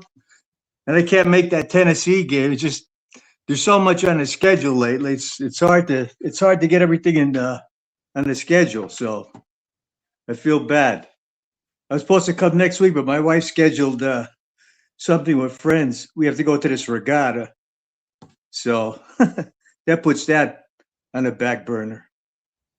Well, you're going to be missed, Dave. Hopefully you can make it to one of these things soon again.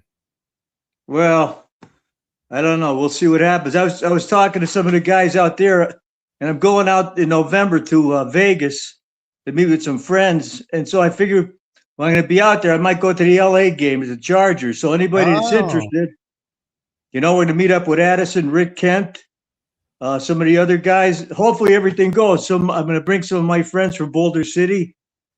I'm just trying to work everything out. That's probably the only time I get free because I get all these things scheduled on Sundays. My Sundays are filled, so I'm sort of like getting that time off. So we'll see what happens. So I'm sorry, you know, I miss meeting up with you guys. Were you there in spirit, Dave? I try, you know, just know that I'm never leaving. I'll be with this team to the end. You know, who knows when that's going to be. You know, 61 years in, it's kind of hard to get pumped up at this point after the last 15 going to the 16 years now. Hey, you know what it is. We get called negative because we haven't seen anything. But it's not negativity. It's just objectivity, right? No doubt. You're not wrong. What do you think? We got to see it to believe it. We've seen nothing but losing. It's hard, you know. It's hard. And you guys, hey, the Yankees beat the Phillies. That's another disaster. They can't hit for their life. No, neither can the with all Yankees. that big payroll. The Yankees. It's another deal. Yeah, they could just pitch. Yeah. Sad. The state of sports is like sort of sad for all of us. I mean, you guys with the Knicks won, so that's good. I'm glad to see that. I'm around all these Sixer fans here. They're all pumped up now. So good for them. We'll see what happens. I'm not a basketball guy, so that's not my thing. And hockey wise, I'm sort of like really past that stuff since I don't do much skating anymore. So hey, it's tough to get old, Jake. It's tough to get old. You guys will find out. You lose friends. I was with a friend of mine the other day. Gave me some bad news. It gets more difficult as the years go on. So everybody's got to stay tight. Stay tight while we can. Agreed. That's why we have this community, Dave. We're all in this together. Yeah, it's a good community. It's sometimes you relate more to the people here than you do with people in real life. It's sort of sad, the way things are now. Even family members, because of politics and everything, you just don't get along sometimes. Just don't get along. How have you been doing? You doing well? Yeah, I can't complain. I've been a little busy the last 2 weeks because of all the extra radio stuff, but I'm glad training camp's here. It makes doing the show a lot easier every day when there's real news to be discussing.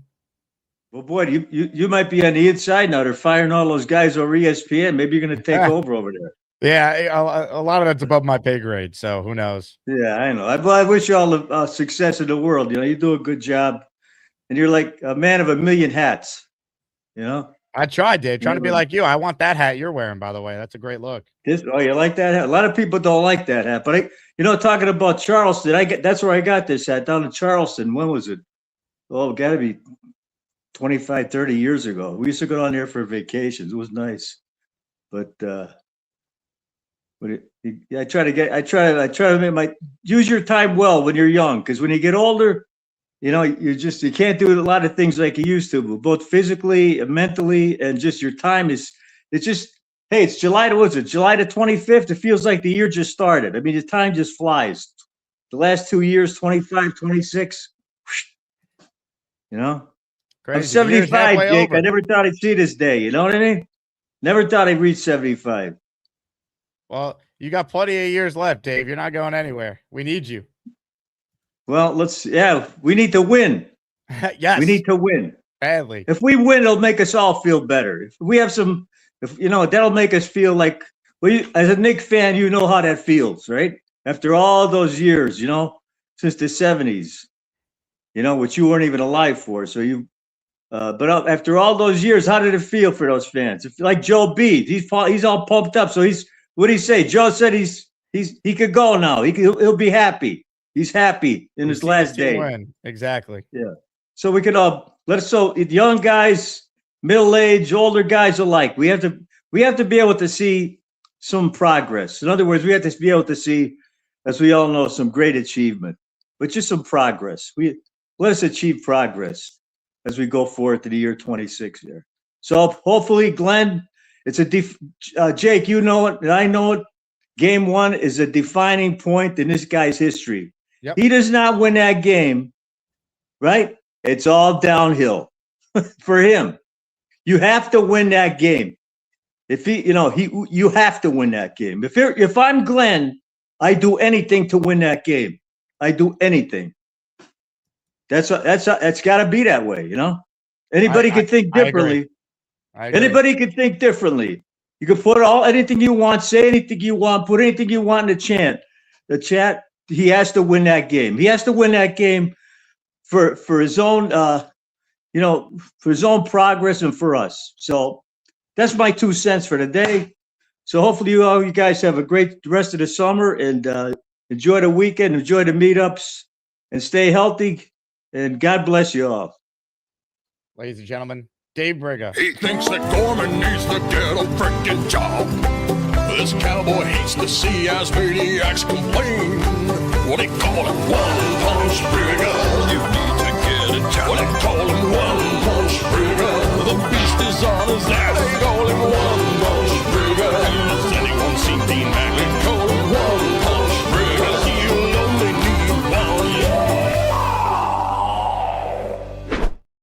I agree with Dave. I think week 1 is about as big of a week 1 game as the Jets have ever had.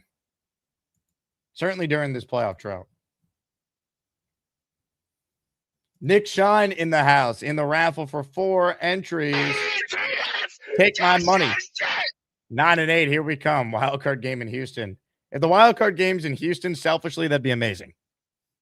I'd have a free place to stay. And I would know exactly where to arrange all the meetups. Plus, there's a Jet fan group down there, so we'd have a gigantic tailgate for Jet fans making the trip. Wild card game in Houston. Imagine that.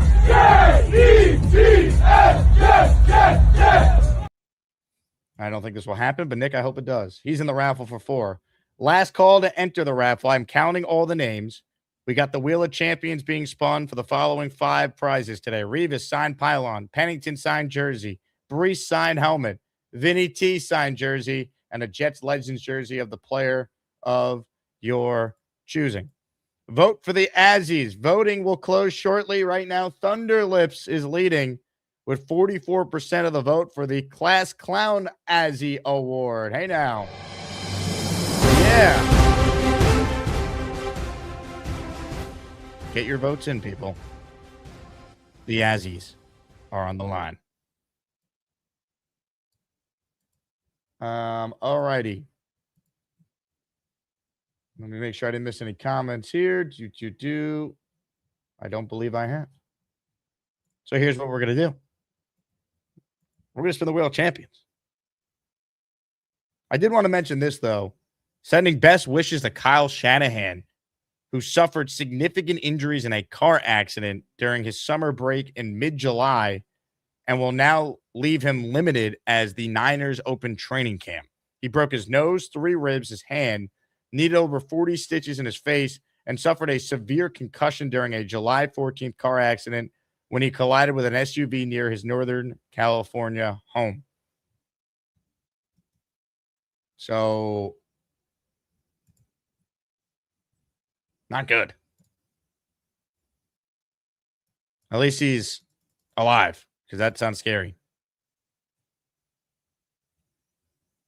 Hopefully he makes a quick recovery. Assistant head coach Chris Forrester, along with team coordinators, will handle the head coach responsibilities during the period.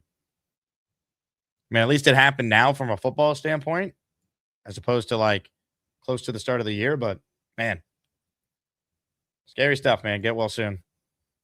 All right, I was going to get to the Wheel of Champions, but there's a guy who just called in that we need to be squeezing in, and he's going to be joining us next week at the Asmaniac meetup at Chef Kevin's restaurant. Ladies and gentlemen, it's time. The only thing worse than the New York Jets is cheap-ass shoes and head coach blues. At least we got Mougey and some first-round picks. Jake, my brother, I'm trying to get hype, but this team sucks, and Joe Bones, he needs me to sell new flippers to this fat dumpster fire.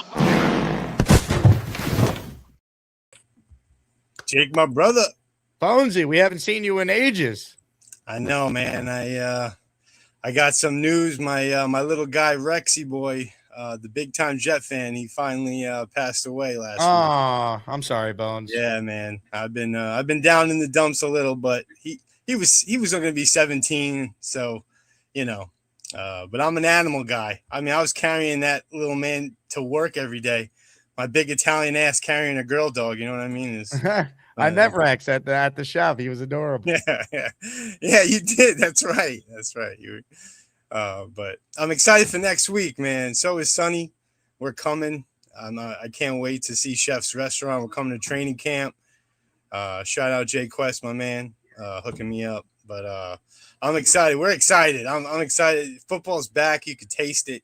We waited this long, and I'm just all positive right now. Not about like the direction or how many wins we're going to have. I just look at it from the standpoint where it's like, what are we going to be upset about? If Glenn sucks? No, we're set up for next year, and then it's time for a new coach. He got his second year. He got the players he wants on defense. He put the pressure on himself already. So, you know, we got nothing. We have such a young team that's going to learn and progress. The only thing that can go completely wrong is if Gino got hurt and Cade got hurt, and we're really down to like last year with the quarterback where we can't even function as a unit. But I have faith in Frank Reich to be average. You know, he's got a resume that will be average on offense. So Glenn got his guys on defense. He got his vets. I feel like we just have positives, man. If Glenn sucks, maybe Frank Reich will show us how, because Glenn's now calling the defense and Frank Reich's calling the offense. So there's no real mixing right there. We're gonna have two different teams basically.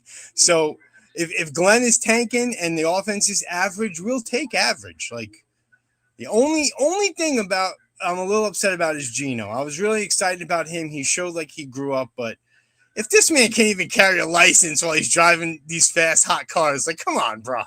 Set an example for us, man. Like, come on. He's not getting in trouble, but it's like, dude, you can't carry your license. It's crazy.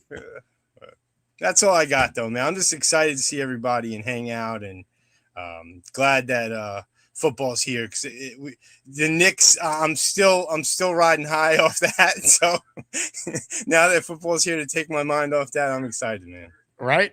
Thank God. I'll tell you what, too. I can't wait to hang out with Sonny, watch practice. It'll be a lot better of a viewing experience than the last game I watched with him. Yeah, I'm prepared too. Because it's just me and Sonny coming. So he wants to come there more than me. So we're going to be chilling. Last time we came there with my wife and all three kids, and it was hot as balls. We were dying, and they weren't leaving. You were gone before practice even started. It's terrible. So now we're there for the long haul because right after that we're going to Chef's. So I'm excited, man. I can't wait to see everybody. Let's go. You and Chef Kevin in the same spot. The two Asmaniac champions under the same roof. Yes, sir. I can't wait. I can't wait to eat. Me and Sonny are going to starve ourselves for 3 days before we go. I can't wait to see it, folks. Let's go. So, shout out to you two, man. Hustling. ESPN shows. It's July. Now you're doing the Marty Lions. Like, you're just the best, bro. You're Hustler, the man. Pure hustler. I love Ladies you, and gentlemen. Mr. Bonesy. Come meet Bonesy. 1 week from today. Let's go. The only thing better than Alden shoes is Joey D. Cozy totally rules. Jake, my brother, I'm high as a kite. I love everybody. Damn, this show is crazy. Oh, man. That's awesome. I'm so glad Bonesy and Sonny, they're going to be there. Sonny's got to see a winning season in the worst way. There's so many young kids who just, why would they be the Jet fans?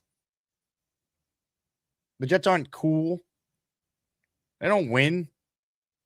They're not featured on social media in a positive light where kids get, indoctrinated into like sports. Like when the Jets were going to championship games with Rex, like Instagram wasn't around yet. TikTok wasn't around, how these kids get so much of their content.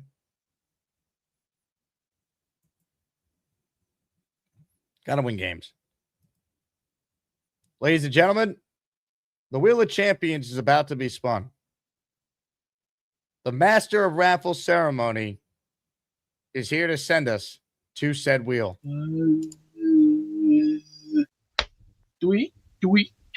String in the cheese. Well, to Mr. Bonesy, I'm sorry, man. Rex passed. That sucks, man. Not good. But we all gotta grow up sometime. It sucks. Things change. But you were right about one thing, Jake. Before the Jets were cool back in the 90s, before we had Instagram, TikTok, Facebook, MySpace, Twitter, and all the other goofy whatever gizmos they come up with, what did we have? Us, the real people. Ladies, we're gonna get winners out of 5 stars today. Why? Are we ready for a wheel? Are we gonna get some winners? You bet your ass we will at 3, 2, 1. Let it rip. Go there now. It's time to announce the winners of the weekly Asmaniac raffle. Let's spin the Jake Asman Show Wheel of Champions and find out which Asmaniac is winning an epic prize. Thank you, Beast. Ladies and gentlemen, here are all the names for this week's weekly raffle. It's really last week's as well, because I've done so much radio the last 2 weeks. that we haven't done 2 shows every day. Some of the days we did. Because let's be real, there's been nothing going on, so we're not just going to do content for no reason. But 5 of you are about to win prizes. The rules are as followed. If you've sent in a gifted membership, a super chat, a Zelle, or Venmo that's qualified for the raffle the last 2 weeks, you're in here. If your name is called, you can only win 1 prize per weekly raffle. And to claim your prize, you have to email me, asmanjake@gmail.com, your name, your actual name, and your address, so we know where to send your prize to. Good luck to everyone who entered. But only 5 of you can win today. Our first prize is a Jets Legends jersey. You pick the player you want between Mangold, Crabette, Revis, Keyshawn, Curtis Martin, Klecko, Joe Namath. Those are your options. Ladies and gentlemen, the winner is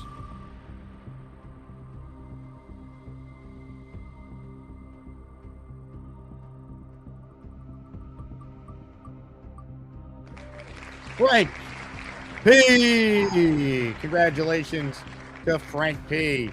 on winning a Jets Legends jersey. Frank, shoot me an email and we'll get a jersey ordered for you. Our next prize up for grabs today is a Vinny Testaverde signed jersey, who may or may not be in attendance at the Marty Lyons Golf Classic on Monday, so we might have Vinny on the show. Stay tuned for that. Ladies and gentlemen, let's bring the Wheel of Champions back up on the screen.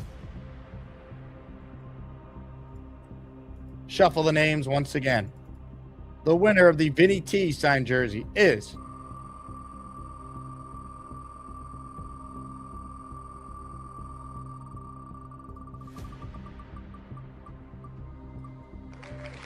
JD Surf City. JD, congratulations. You are an Asmaniac weekly raffle winner. JD has won a prize.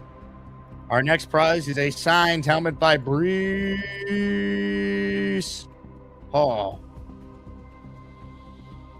or as Lane Train would call him, Bruce Hall. Here we go. Bring the Wheel of Champions back up on the screen. The winner of a Brees signed helmet is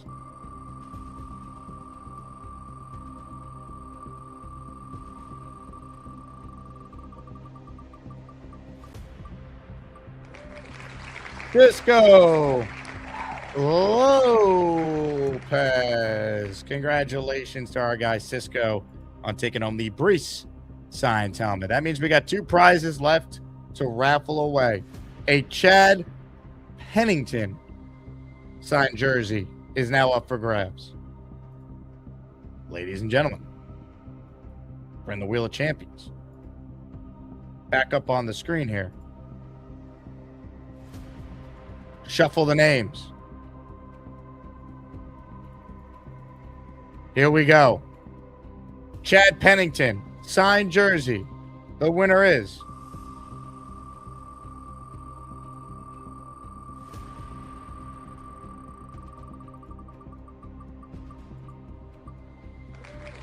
Rick Kent.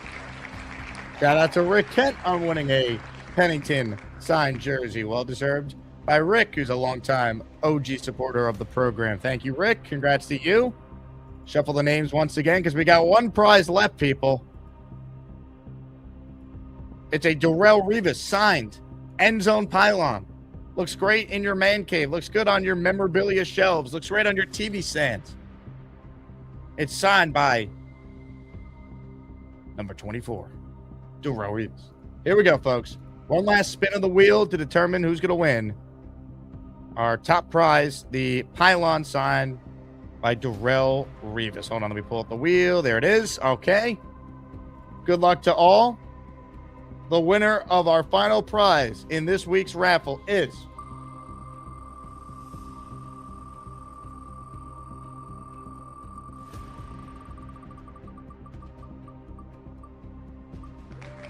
John J. Williams. Congratulations to John. He's always sending in those Zells every day for 2 entries at a time, and it paid off for John J. Williams. He is our final weekly raffle winner. Congrats to all 5 of our winners. Hit the Jet Champ for him.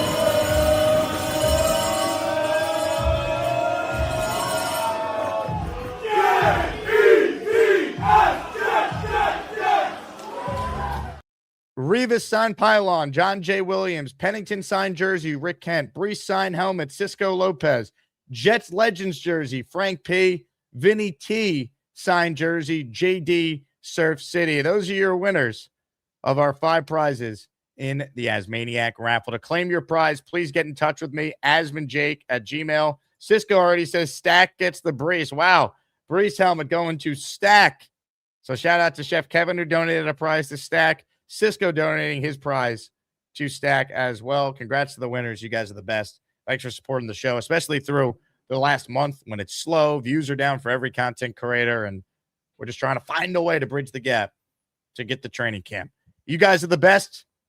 Thanks to everyone who watched. This Monday, we're live from the Marty Lyons Golf Classic, so please stick around for that. I will have fresh content on the channel later today and tomorrow that has not been aired yet on YouTube, so you'll be able to watch that. We'll be live Monday morning from Old Westbury Golf and Country Club. Some great Jets, including Marty, are going to be joining us. We're another week closer to week 1 in Nashville, and Tuesday, all the veterans report, and Wednesday, the first practice for the New York Jets. You guys are the greatest. Join the Patreon, especially if you're planning on joining us for Jets Dolphins on October 25th. It's first come, first serve for Patreon people first and foremost. I leave you guys with a short video. Sit back and enjoy it, and we will talk to you soon. As always, Jets, Jets, Jets, Jets. See you, everybody. Bob in Vermont has been waiting a long time. Wants in on the Mets conversation from earlier. Hello, Bob. Hey, Jake, how you doing? Bobby. And Bart Scott, how you doing? Jake is a great YouTube person, too. You guys make a good couple. You should get rid of the bald-headed guy. Oh, man, Bob, you can't come over here firing people, Bob. We don't do that, man. Can't do that. Jake got his own thing going on in his hand. Come on. And Carlin's my guy, man. You can't be trying to see, that's what they try to do. They try to put a wedge in between you and cause, stir up stuff, man. He was on hold for 2.5 hours to say that Chris Carlin should be removed from the show the way Mendoza was removed from the Mets dugout. Make with the yuck and the dance, you little monkey clown. Tough. Psych, I'm back. I forgot to close voting for the Azzy Awards. The Azzy Awards must be decided. It's been decided for a while. Ladies and gentlemen, congrats are in order to Thunder Lips on winning the Class Clown Azzy Award. Let's go, Mr. Thunder Lips. He has done it. Thunder Lips, 44% of the vote. The Dream in second with 23%. Jay Quest in third with 21%. Luppy in fourth with 12%. My fault. Forgot I had the poll open for the Azzy Awards, and we didn't officially determine a winner. We'll bring back the Azzy Awards on Monday. Our next category we'll be voting on will be the Fall from Grace Award. Get ready for that one. All right. Now I'm done for real this time. Thanks again to all who watched. You guys are the greatest. Jets, Jets, Jets, Jets. I'll leave you with another short clip. Sit back and bask in the glory of greatness personified on the show. The first time we heard from the Dream, Andrew C. The Dream is up next. I don't recognize the Dream here. This is Andrew C. Yeah. Oh, what's up, Andrew? Okay. You go by the name The Dream? No, I didn't know. Somebody told me to type something in, and here I am. I'm very nervous. My first call. Yeah. Don't be nervous. Can I also tell you something? I want to be part of the Asmaniac. You're doing a great job, man. I could see you being a regular on this program. I would like to be. Now, The Dream, have you had any alcoholic beverages this morning? Absolutely. I can tell. Yeah. What did you drink? A Sailor Jerry rum. Really? What time did you start opening that bottle? I drink heavily on the weekends, but during the week, my job, I can't drink during the week. So the weekend has started for you, I take it. Call me Andrew. That's my name. Not the Dream. I just changed it for you. Really? Yeah. Oh, wow. You're so good like that. You're Andrew C., not the Dream now. Yeah, I have a dog. A pit bull. He's part of the team, too. He has a Jet jersey. That's awesome. Found What's your dog's you, name? Happy. Happy? I didn't name him. I got him from the pound, I was like, I live in Jacksonville, Florida right now. I'm an ass maniac, man. Well, Andrew, I'll tell you what. This was an all-time great first call. You called in. Called back boy, for he it, found a squirrel. Is your dog going after the squirrel? Yeah, Andrew C. Yeah. All right, so, yes. Yeah, I'm a big fan. I love, and oh my God, yeah, my first call. I hope to call further, yeah. Please call further. Ladies and gentlemen, if Andrew C. becomes a regular, welcome to the tournament next March. Joining us right now is a new member of the ESPN family. He's also an Nobody gives a shit. Hold on. I'm having some glitches here, Rich. Oh, that was great. That was perfect. Nobody gives a shit. Hey, Asmaniacs, make sure to hit the like button and keep on supporting the Jake Asman Show. That's right, Beast. If you don't subscribe to Jake Asman Show, the Jets will never win another game. Go Jets!